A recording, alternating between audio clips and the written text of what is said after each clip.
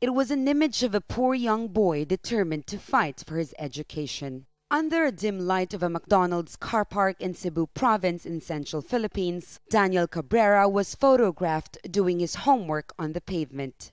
The picture quickly went viral, amassing thousands of shares on social media. Donations of cash have poured in for Daniel from all over the world. His mother says his future is now secured. But the story of Daniel living in poverty is a story that is repeated millions of times over in this country. Despite the Philippines' recent economic gains, the number of children living in poverty continues to increase. More than 14 million children live in poverty according to government data. That number represents more than 40% of all Filipino children, and many of them live in slums like this one, with no access to decent shelter, education, or medical care.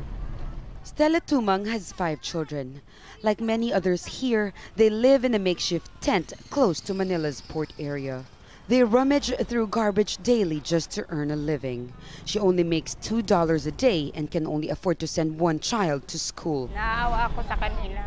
It is hard to see my children in this kind of situation. I left the province thinking life will be better here in Manila. And now look at this.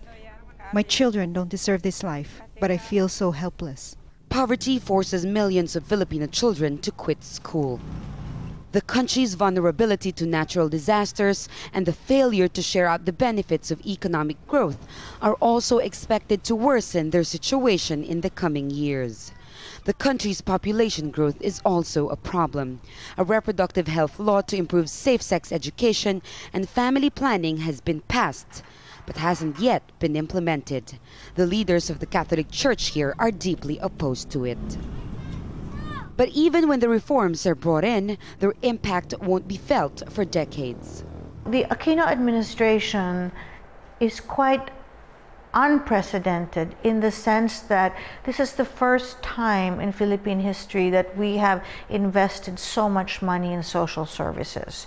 It's over 30% of the budget goes into social services. And so really, the money that's going into conditional cash transfers is really very large. Stella Tumang wonders if families like hers are a forgotten community.